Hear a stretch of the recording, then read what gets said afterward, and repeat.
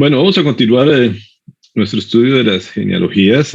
Vamos a ver tres personajes adicionales.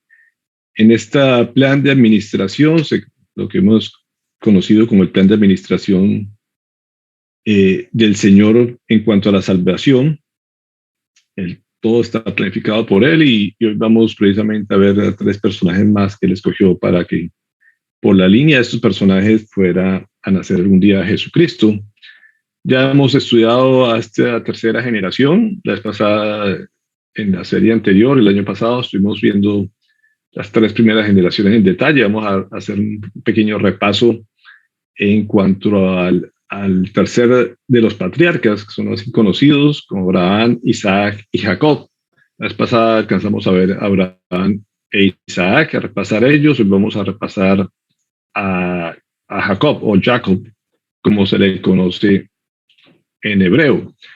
Y hay dos traducciones que se hablan de este personaje. Su nombre, todos los nombres, como vemos, tienen un significado y un propósito. El nombre de Jacob fue puesto porque se le conoce como el que toma por el talón. Y básicamente es porque él nació agarrado del talón de su hermano Esaú.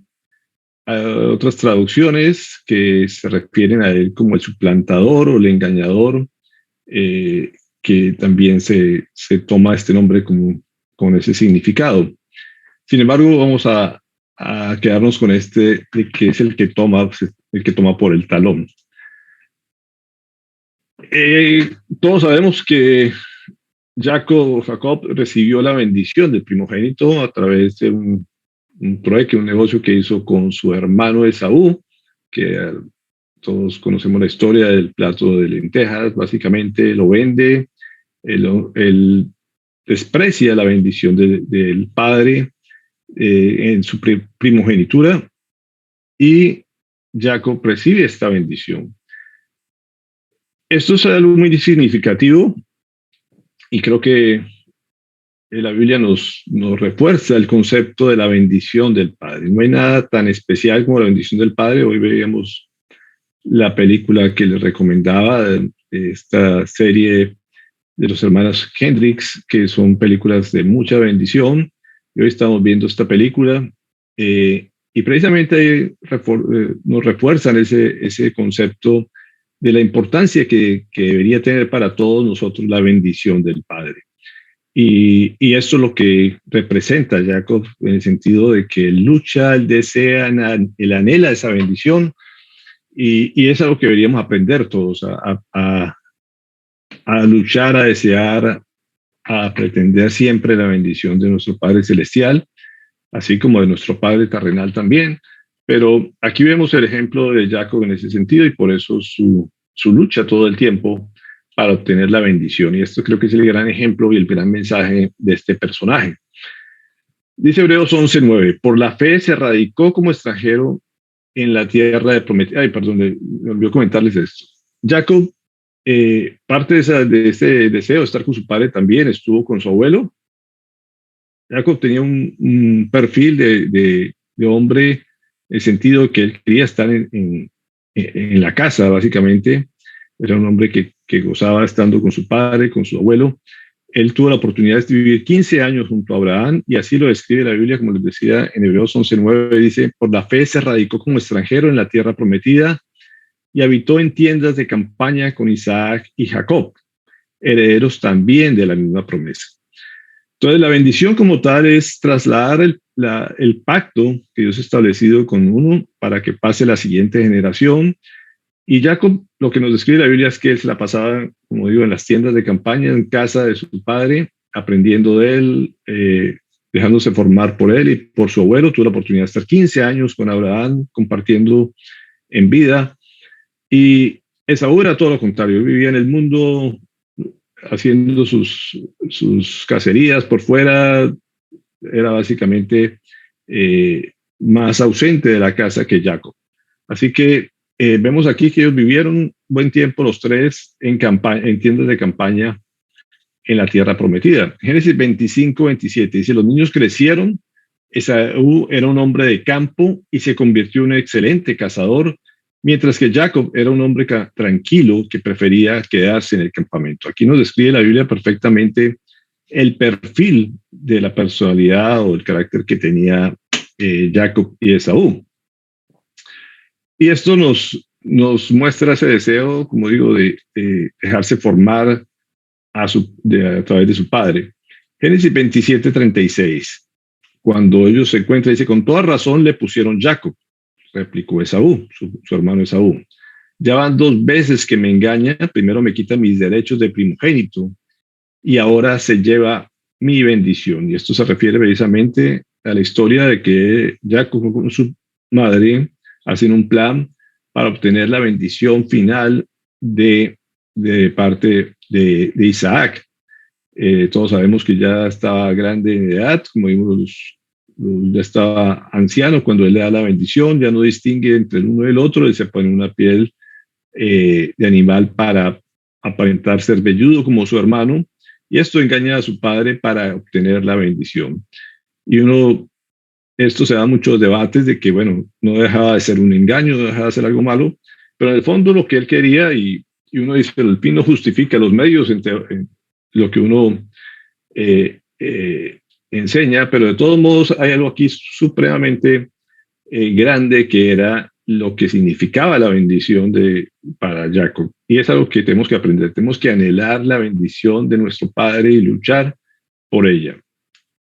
Y esto es lo que, como le digo, lo que demuestra el carácter de Jacob. Así que, pues sí, engañó a su hermano, se llevó la primogenitura también, o sea, él tuvo una doble bendición, se puede decir, a través de lo que él hizo. Romanos 9:16 nos dice, por lo tanto, la elección no depende del deseo ni del esfuerzo humano, sino de la misericordia de Dios. Y esto nos da el balance un poco de lo que estamos hablando, porque podemos decir, entonces fue obra de él y por eso fue bendecido. Hasta cierto punto sí, pero también vemos que la soberanía de Dios y la misericordia de Dios es lo que determina el futuro de todas las personas y de todas las cosas. Eso es algo que no podemos nunca perder de vista. No se hace nada sin la voluntad de Dios ni la misericordia de Él. Dios es un Dios justo, pero un Dios amoroso, perdonador, que sabe lo que hay en el corazón al final de cada persona.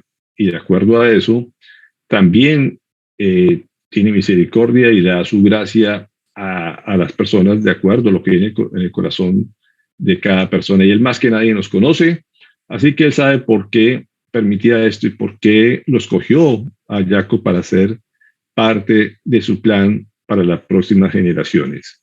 Había seguramente algo en el corazón de Saúl que no estaba conforme. Y como digo, desde antes de que naciera ya había un plan para ellos. Dios había establecido que él iba a llevar su primogenitura. No fue por error, no fue por casualidad este hecho.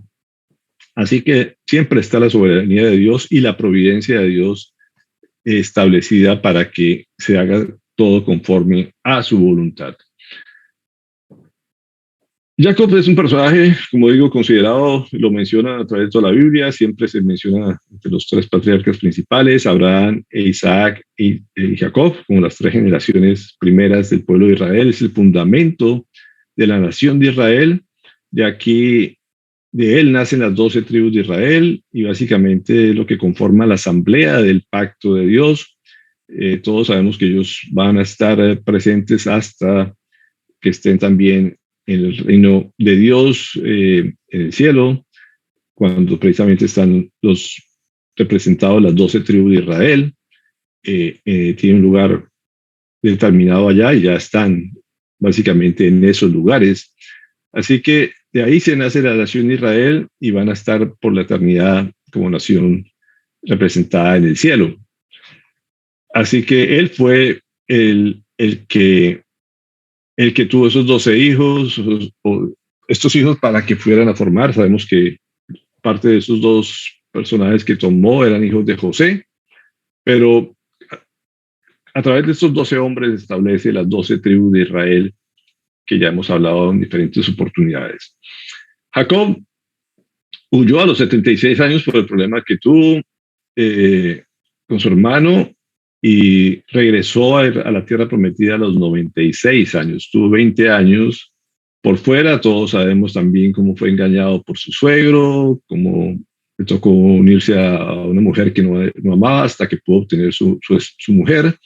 Y a través de esa mujer vuelve a tomar la transferencia de la bendición, se puede decir, o a través de los hijos de esta mujer viene a ser la bendición para la tierra de Israel. Y a los 130 años, ya después con sus hijos y su descendencia, va a Egipto y por último muere a los 147 años de edad este gran personaje. Antes de morir, como la semana pasada nos comentaba Micaela, el texto del devocional que hablamos esta semana, él bendijo a sus 12 hijos, fue lo último que hace, incluyendo a los 2 hijos también de José, y cada uno le dio una bendición especial. Y esto es algo muy significativo, como vemos la importancia de bendecir a los hijos, la importancia de transferir el pacto de Dios a los hijos. No había nada más especial con esto y él, antes de morir, hace eso. Es algo que también debemos aprender esto. Y no lo hace según el nacimiento, del orden de que nacieron los hijos. Ya todos sabemos lo que cometieron los 3 primeros. Y se pierde esa primogenitura también en ese aspecto. Viene a dárselo al 4 hijo, que era Judá, precisamente, y también se la da a José, que son 2 bendiciones muy significativas en todo el proceso. Vamos a mirar básicamente las 2 bendiciones de ellos 2. Les digo a todos, pero vamos a enfocarnos en estas 2, ya que, como les decía, Micaela tocó el tema esta semana del resto de hijos. Génesis 49:8 dice: tú, Judá, serás alabado por tus hermanos y dominarás a tus enemigos y tus propios hermanos se inclinarán ante ti. La tribu de Judá es la que después viene a ser la que de donde vienen todos los judíos como tal, independientemente de los hebreos. Tenemos que tener claro los 2 conceptos. Hebreos es toda la nación de Israel, los que vienen de Abraham. Pero los judíos es la tribu de Judá, de donde vienen los judíos y que eran las tribus del sur, en esta gran división que hubo dentro de las tierras, de la tierra prometida. Así que lo que le dijo es: todos los hijos, todos los demás hijos te van a alabar y vas a ser dominante sobre tus enemigos. Hasta la fecha, hoy el pueblo de Judá, la tribu de Judá, tiene dominio sobre sus enemigos, gana todas las guerras donde se enfrenta, y todas las demás tribus a las cuales correspondemos seguramente muchos de nosotros deben inclinarse y alabar a la tierra de Israel como tal. Así que hasta la fecha esto se cumple, esta bendición que le dio Jacob a su hijo Judá.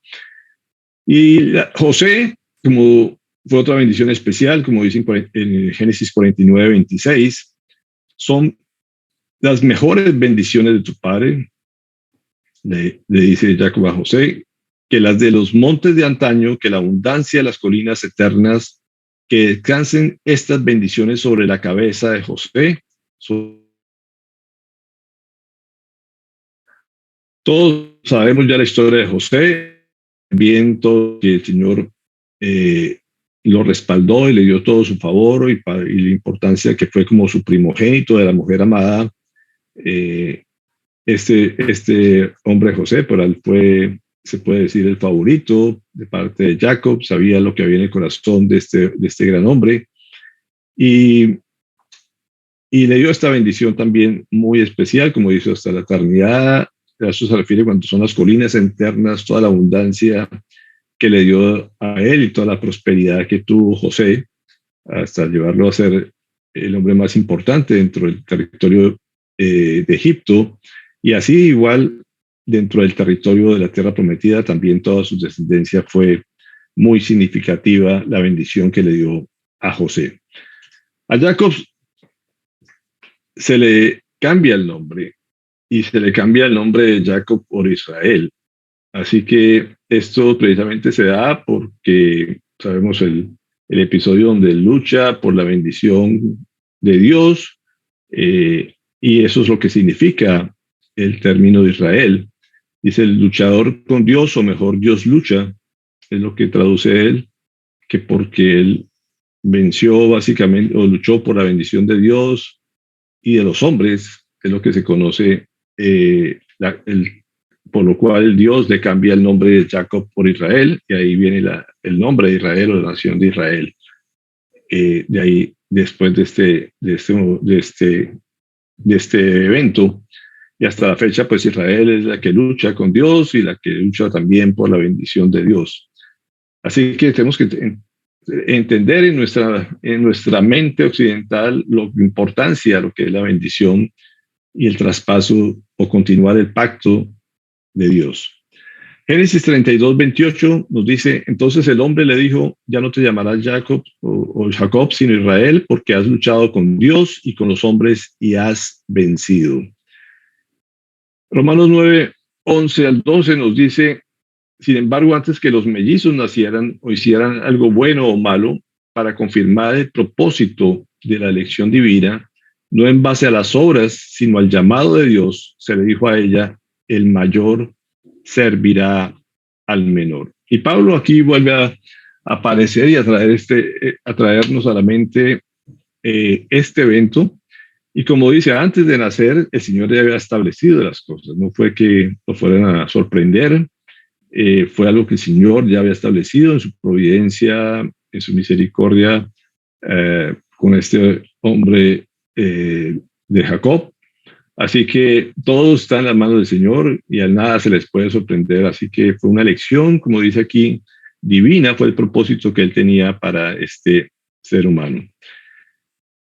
Mateo 11:12 nos dice, de los días de Juan el Bautista hasta ahora, el reino de los cielos ha venido avanzando contra viento y marea, y los que se esfuerzan logran aferrarse a él.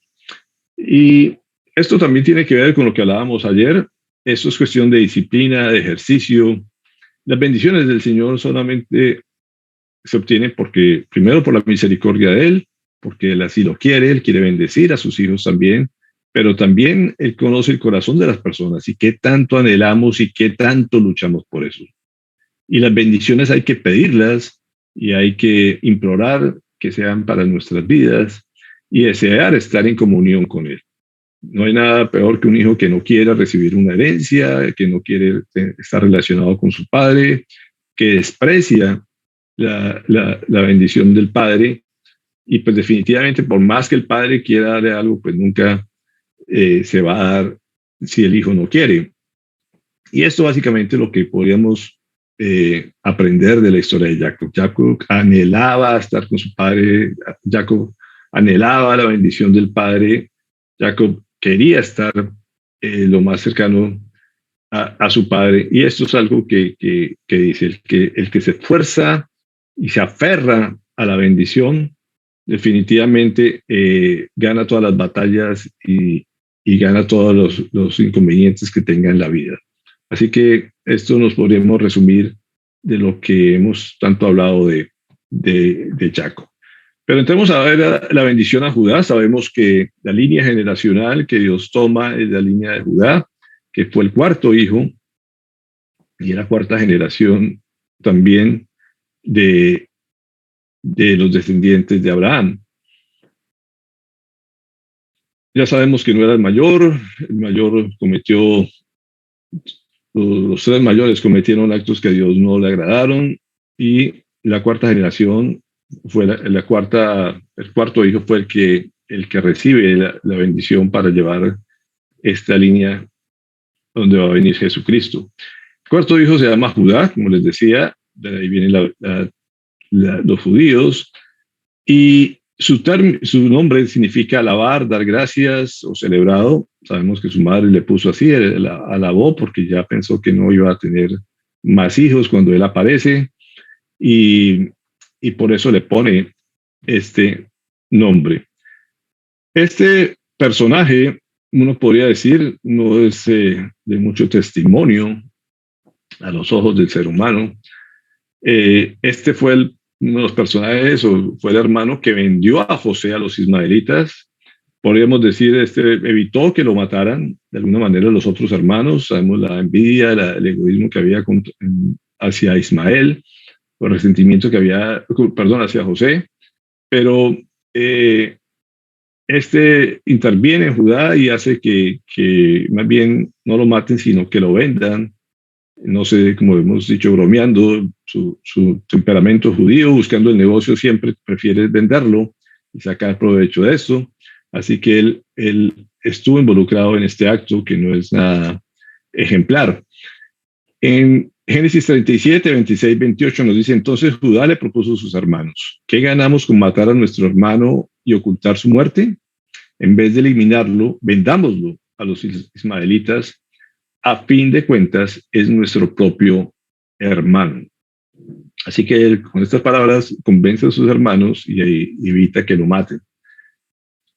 Génesis 38:1 dice, por esos días Judá se apartó de sus hermanos y se fue a vivir a la casa de un hombre llamado Jirá, residente del pueblo de Adulam. La Biblia no nos cuenta qué pasó aquí, por qué Judá decide irse de la casa de su padre. No sabemos si por remordimiento, algo le movió a la conciencia haber hecho esto con su padre, haber engañado a su padre diciéndole que su hijo había muerto. De todos modos, él decide irse de la casa de su padre a la tierra, se puede decir, de los cananeos, de los enemigos de Dios, algo con el que el Señor había dicho que no se juntaran. Sabemos que no eran hijos de la promesa, eran descendientes de Ismael, y este hombre decide irse a ese territorio a vivir. Y allí empieza una vida no muy agradable a los ojos de Dios, dice Génesis 38:2, y vio allí Judá la hija de un hombre cananeo, el cual se llamaba Súa, y la tomó y se llegó a ella. Cuando la palabra de Dios dice que se llegó a ella, es diferente a una relación formal de matrimonio, de pacto, cuando siempre traduce que la conoció.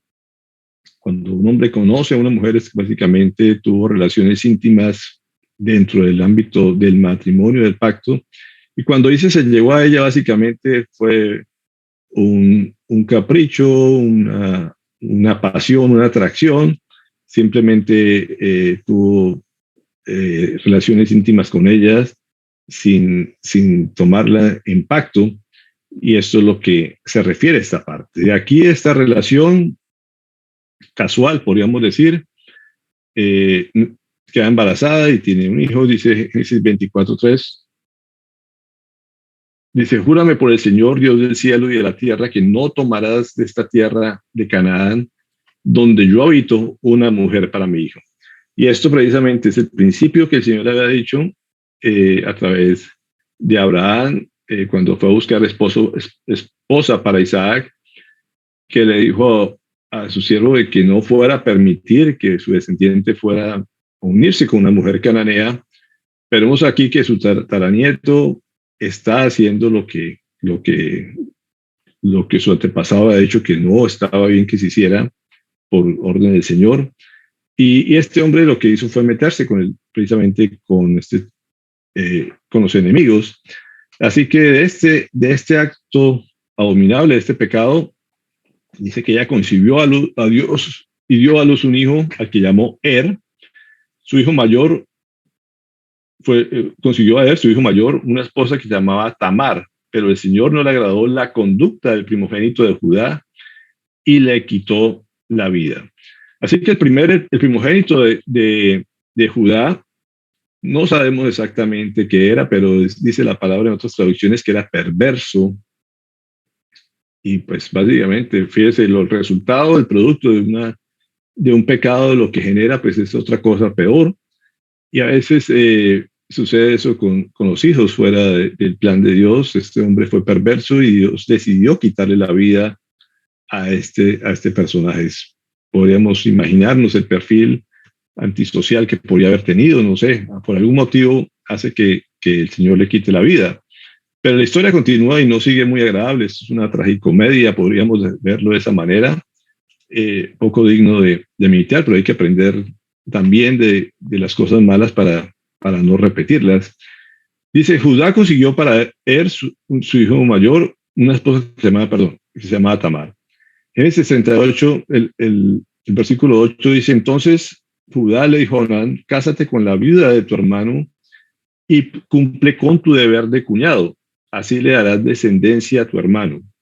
Pero Onán sabía que los hijos que nacieran no serían reconocidos como suyos, por eso cada vez que tenía relaciones con ella, derramaba el semen en el suelo y así evitaba que su hermano tuviera descendencia.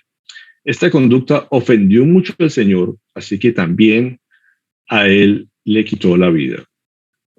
Esto es no solamente una costumbre, era una ley de parte del Señor para que la mujer pudiera tener descendencia. Una mujer viuda en esa época no tenía forma fácil de volver a casarse ni tener descendencia, era básicamente despreciada si no tenía hijos, era humillada y el Señor para protegerla, había establecido de que si había un hermano menor, se casara con ella para que tuviera descendencia y pudiera seguir las generaciones multiplicándose. Así que ahorita lo vamos a ver, la ley del levirato se conoce. Pero la palabra que precisamente utiliza en este texto el Señor es la palabra shakat, que quiere decir arruinar, corromper, decaer, corrupción, a eso que se conoce como el coitus interruptus en latín, en el sentido de que este hombre, para evitar que su cuñada no quedara embarazada, porque iba a ser como si fuera un hijo de su hermano, él evitó este compromiso y básicamente eyaculaba por fuera de la vagina de esta mujer, que el Señor le probó porque era algo que haciendo para un uso que no era, y le quita la vida también a este hijo. Esto, lógicamente, a su padre Judá, pues no le agradó mucho, en el sentido de que 2 de sus hijos habían muerto por causa de esta mujer. Así que ahorita vemos lo que él decide, pero para que miremos un poquito la ley donde se establecía este procedimiento, está en Deuteronomio 25, del 5 al 6, donde dice, si 2 hermanos viven en el mismo hogar y si uno muere sin dejar hijos, su viuda no se casará fuera de la familia. El hermano del esposo la tomará y se casará con ella para cumplir con su deber de cuñado. El primer hijo que ella tenga llevará el nombre del hermano muerto, para que su nombre no desaparezca de Israel. Así que esto es la ley se conoce como la ley del levirato y fue establecida por el Señor para que tuvieran descendencia y proteger de alguna forma también a la mujer, pero ellos llevaban el nombre básicamente del hermano que había muerto. Así que, como vimos, este hermano no estuvo muy de acuerdo con esa ley y desobedeció, y esto le costó la vida. Pero entonces su padre, al ver que sus 2 hijos habían muerto, en vez de darle el tercer hijo, o hacer que su tercer hijo se muriera, lo que hizo una decisión de acuerdo a lo que él pensaba que era lo mejor para él, o por temor, al fin y al cabo desobedeció también a Dios. Judá tuvo miedo y lo que hizo fue desobedecer. Entonces Judá le dijo a su nuera Tamar, quédate como viuda en la casa de tu padre hasta que mi hijo Selá tenga edad de casarse. Este era un muchachito, un jovencito, pero en realidad Judá pensaba que Selá podría morirse, lo mismo que sus hermanos. Así que Tamar se fue a vivir a la casa de su padre. Esto, como digo, no era el plan de Dios. Él desobedeció, era humillante que una mujer volviera a la casa de su padre y sin hijos, pero Judá prefirió eso, arriesgar a su hijo a que muriera. Durante este tiempo, Judá también quedó viudo y vemos lo que continúa la historia, que no es nada agradable. A mí me encanta todos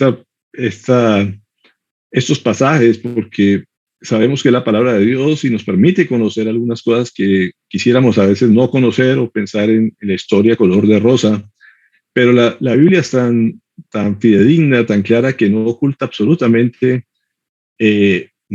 nada de la historia y nos permite conocer a cabalidad y ver que la verdad sencillamente de los hechos, no Dios nos muestra solamente un pedacito de la historia para que todo aparezca como bonito, simplemente nos muestra la realidad de la condición humana y por eso nos da mucho más valor de la certeza de la palabra.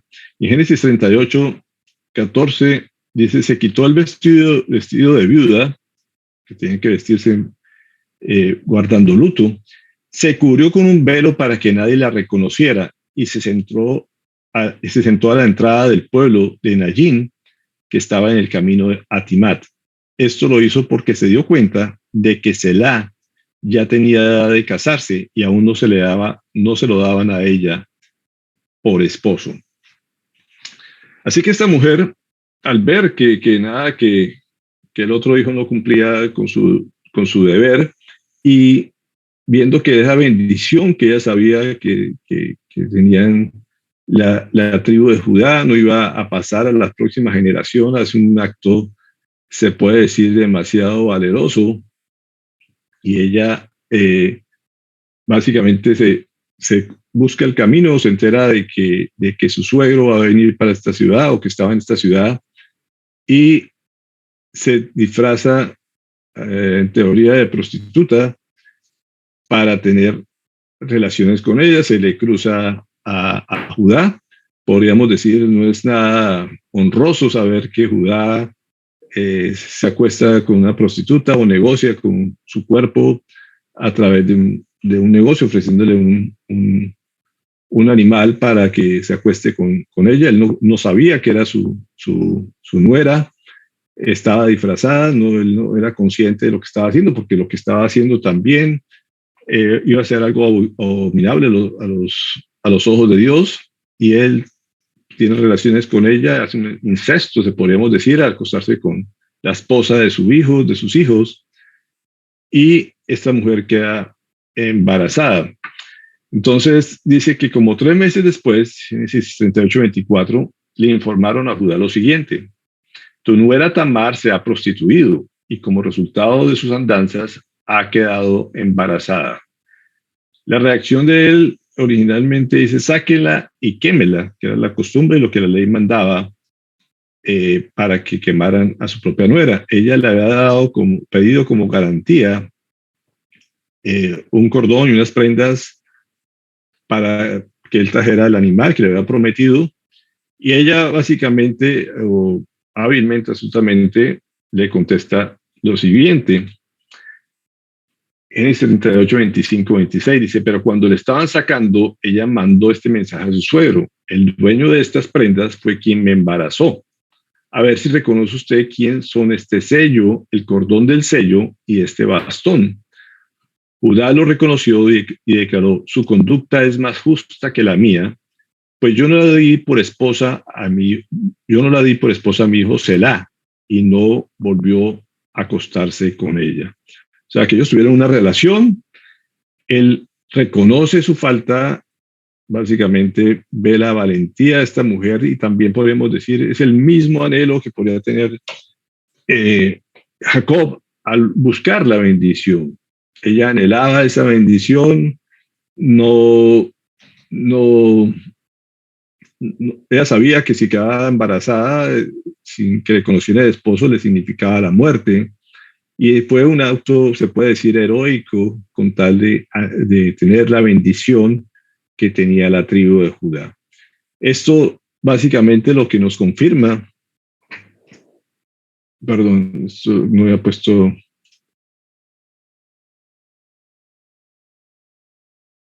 un segundito, perdí aquí. Esto básicamente lo que nos confirma, y estas prendas básicamente confirman la fe de Tamar, y esto es lo que la hace una mujer grande. Así que ella, con estas cosas que guardó para sí, era la forma de decir, yo quiero la bendición, y fueron símbolos que ejemplifican lo que es la bendición. Así que ella anhelaba tener la bendición de parte del Señor para Judá, y que sus generaciones pasaran al siguiente. Tamar, como algo curioso, significa estar erecto, palmera, y básicamente por los comentaristas lo que dicen, esta mujer corrigió el rumbo que Judá había desviado, se había alejado, y básicamente ella representa a la mujer que volvió los caminos de la bendición. Esta mujer fue muy especial en la genealogía. De hecho, hablábamos de que es de las primeras mujeres que se nombra, algo que no era habitual, y algo que parecía un horroroso, un mal ejemplo, una maldición. Vemos que en las manos de Dios todo lo convierte en una bendición. Y esta mujer, por el anhelo de la bendición, le es dado por justicia, podemos decirlo de esta manera. Ruth 4:12 dice que por medio de esta joven, el Señor te conceda una descendencia tal que tu familia sea como la de Fares, el hijo de Tamar que le dio a Judá. Fíjense que en el libro de Ruth, que es una historia así muy especial también, donde el Señor cuál es el rumbo, y a Ruth también la menciona en la genealogía de Jesús, la ponen como ejemplo. Esta mujer fue la que fue firme en la fe, la que restauró el camino del Señor, corrigió lo que Judá había hecho básicamente, y ella es la que está exaltada, colocándolo en la genealogía, como se menciona en Mateo 1:3. Dice Judá, padre de Fares, y de Será, cuya madre fue Tamar. Ella es la que precisamente hace que el Señor siga nombrándola en la genealogía de Jesús. Así que no fue cualquier mujer, fue una mujer que por su fe se arriesgó su vida, arriesgó su reputación por tener la bendición de Dios para la tribu de Judá, y que pudo hacer que sus descendientes la tuvieran. Ella tuvo esos dos hijos, tanto Fares como Será. Ahorita vamos a mirar un poco de esto antes de terminar, creo que nos da el tiempo. Génesis 49, 9-10 nos dice: mi hijo Judá es como un cachorro de león que se ha nutrido de la presa, se tiende al acecho como leona que nadie se atreve a molestar. El cetro no se apartará de Judá, ni entre sus pies el bastón de mando, hasta que llegue el verdadero rey, quien merece la obediencia de los pueblos. Entonces, fíjense, esta mujer lo que logre que esa bendición se dé y que pase hasta la posteridad. A Jesús se le conoce como el león de Judá, haciendo referencia a esta tribu, y se habla precisamente de este cetro, de este bastón que va a llevar el Señor como símbolo de autoridad, y fue las cosas que ella preservó precisamente, guardando el sello del pacto, guardando el pacto del Señor, creyendo en el pacto de Dios, y por eso se sigue nombrando en la genealogía del Señor. Dios, a pesar de que los hechos de Judá no eran buenos, en gran parte de su vida, muchos comentaristas hablan de que Judá, al ver todo esto, sus últimos años fueron fieles al Señor, de ver cómo el Señor le había restaurado lo que él había desechado, y tuvo misericordia con él, y esto seguramente lo tuvo, que los últimos años fueran de agradecimiento y de fidelidad al Padre Celestial por todo lo que lo había restaurado básicamente, o como le había restituido la bendición después de que él también se había portado tan mal. Así que esto nos deja también una gran lección en este aspecto. Y por último, alcanzamos a ver rápidamente la quinta generación, que es la historia de Fares. Fares es el hijo de esta relación. Esta también tuvo dos hijos, Tamar, otros gemelos. Aquí vemos muchos matrimonios que primero no podían tener hijos, y por último Dios hace el milagro. Y aquí vemos también de que cosas a veces malas, Dios permite que tengan gemelos, y este fue uno de los casos donde tuvo gemelos. Y hay algo también muy interesante en esta historia de Fares o Pérez, como dicen, que significa ruptura o desgarro. Génesis 38, 27, 30 nos habla del nacimiento de esto, Y dice, cuando llegó el tiempo de que Tamar diera luz, resultó que tenía mellizos en su seno. En el momento de nacer, uno de los mellizos sacó la mano y la partera le ató un hilo rojo en la mano y dijo, este salió primero. Pero en ese momento el niño metió la mano y salió primero el otro. Entonces la partera dijo, ¿cómo te abriste paso? ¿Cómo te abriste paso? Por eso el niño lo llamaron Fares. Luego salió su hermano con el hilo rojo atado en la mano y lo llamaron Sera.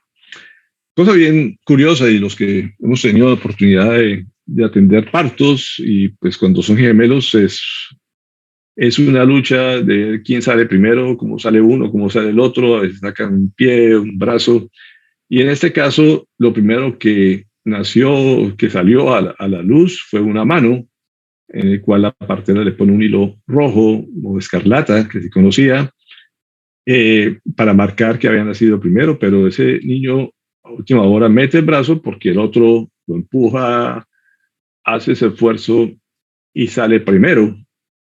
Y ese fue eh, precisamente Fares. Así que por eso es lo que significa como que rompió el camino, abrió el camino y, y, y nace antes que su hermano. Y al otro hermano se le pone Será, que significa luz centellante o salida adelante, aurora, por haber sacado la mano primero, como salió a la luz, y por eso le ponen el nombre de Será. Pero se puede decir, el otro le ganó la carrera, el otro fue más hábil, más astuto, lo que fuera, o más bien podemos decir, fue la gracia del Señor o la voluntad de Dios que el otro naciera primero y este solamente alcanzó a sacar una mano, mientras que el otro sacó su cabeza y su cuerpo primero que eso.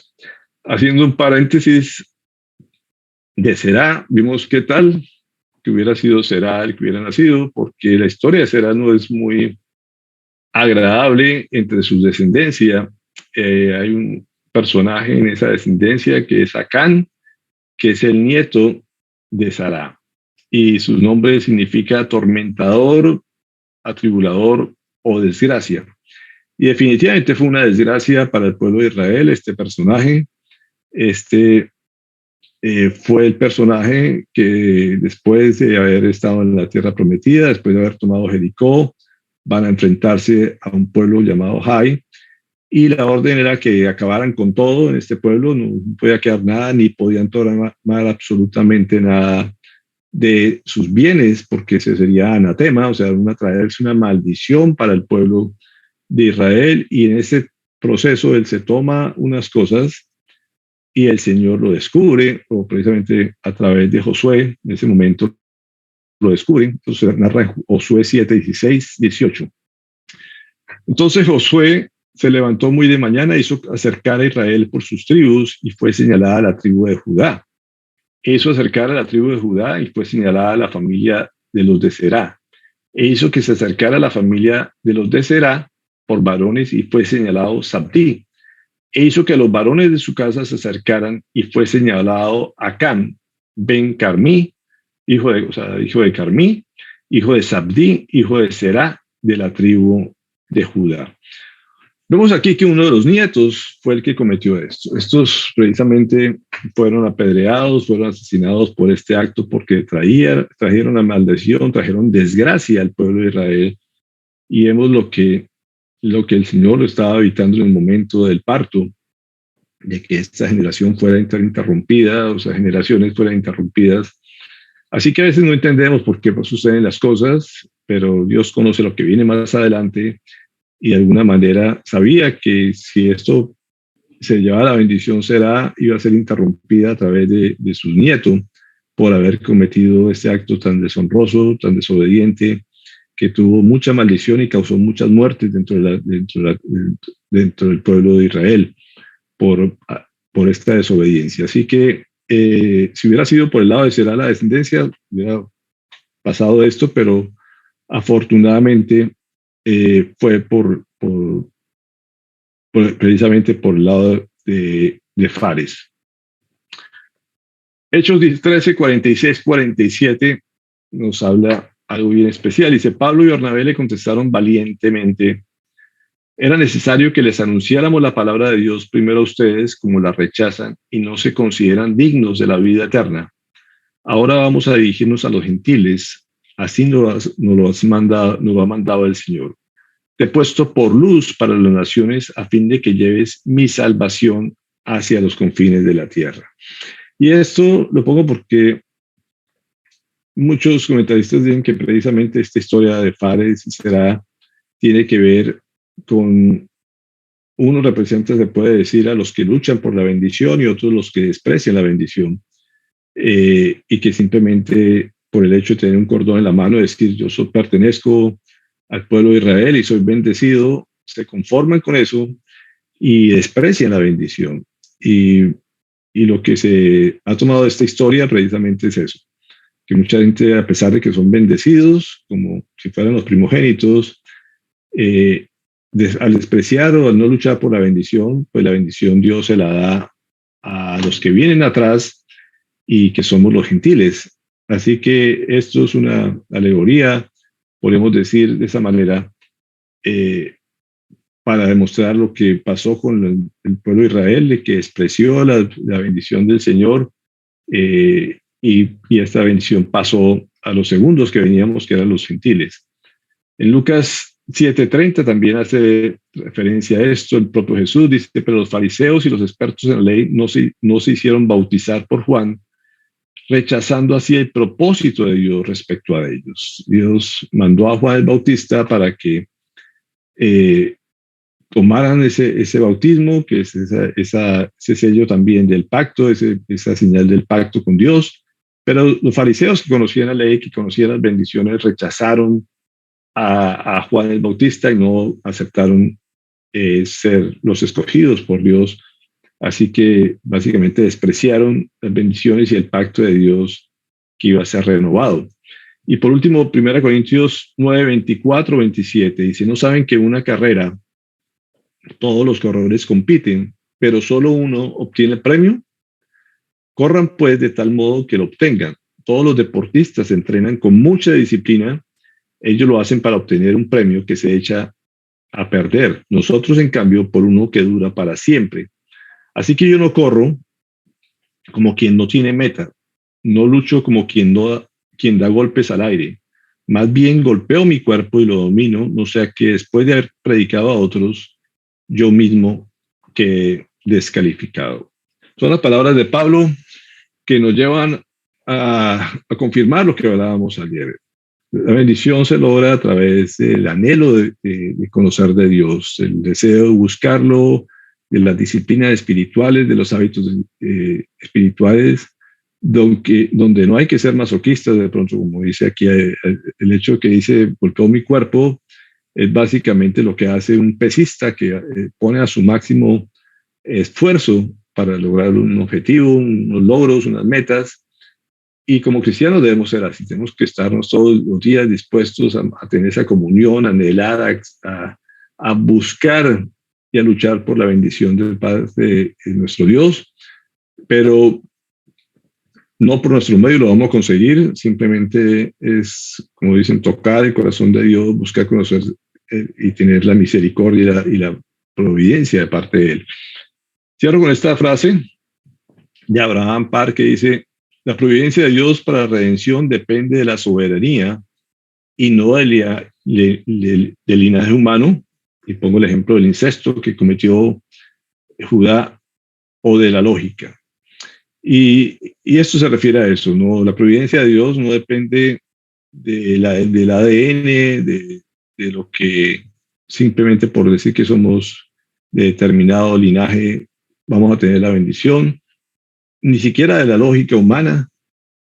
Es simplemente la soberanía de Dios, porque podríamos en nuestra lógica decir, pero ¿cómo Dios permite que Judá reciba la bendición si se vendió a su hermano, si se acostó con su nuera? Podríamos tener muchos razonamientos de parte nuestra de que Dios pudiera ser injusto porque permite cosas, como lo hablábamos ayer. A veces tratamos de racionalizar cosas en la lógica nuestra, no podemos comprender todos los misterios de Dios, pero Dios sabe por qué hace todas las cosas, su providencia es perfecta.